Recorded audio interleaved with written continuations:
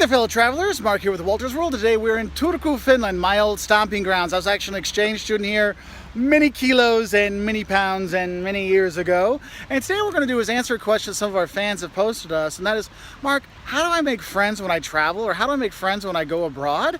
And the thing is, it's not always easy to meet people, but there's some things that I do that have really helped me meet people while I've gone around the world. And so what I'm going to do is go through those four things. The first one is one that I was reminded of last night by my host mom, my old host mom, Pirko. I love you. My kids love her. It's great.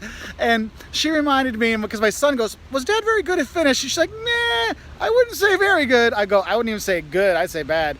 But she goes, but you tried, and that meant something. And that's where it really starts, trying to speak the local language.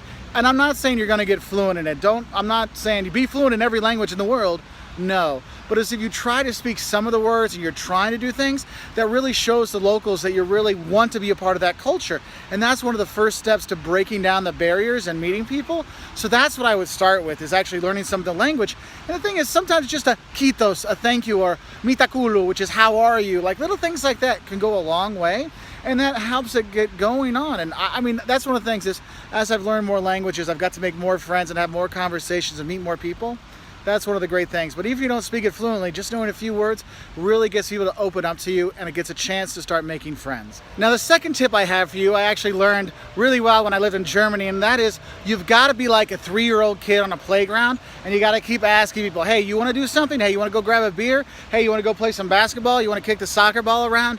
You've got to have something to ask people to do things, and sometimes they say no, and that's okay, but you have to be the one that's going out there and doing it. You have to be the one that's making the effort to go say hi and do stuff, because that goes a long way. I know my best friend I've ever had, Magnus, my buddy, my bro, we've been friends for like, shoot, it's almost 20 years now. Man, we're getting old.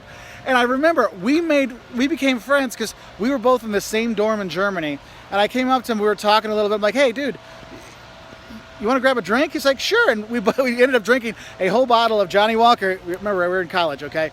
A whole bottle of Johnny Walker together, and it really kicked off our friendship. But I was the one that said, hey, let's do something, and you've got to do that. And that kind of leads into the third thing is, when someone asks you to do something, do it. Go for it. You may have work, you may have homework, but if you're trying to meet people, you only get that one chance to make that first impression. I know it sounds cheesy, but it's so true. And so what you need to do is say, hey, you know what? Yes, I would like to go grab a drink. You know what? Yeah, I'll go see that movie with you, because it might be the only time they ask you to do something.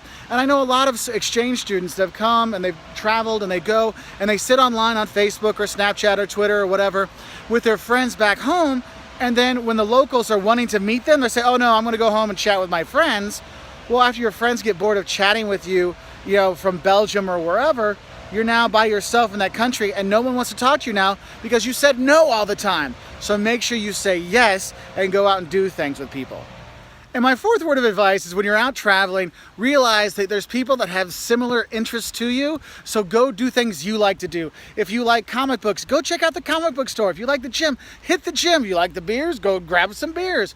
And when you're going and traveling, you meet other travelers, and you have something in common with these people. You have something to talk about. That's why the comic books, you can talk about comic books, you can talk about the gym, you can talk about sports, you can talk about travel. And you can say, this is where I was, here's my advice. Here's where did you go? Let me know. And it gives you guys a topic to talk about, because a lot of people just sit on their phones a lot of time. And the thing is I know videos like mine are helpful, but getting travelers that are just there, their advice can be even better. So make sure you do that.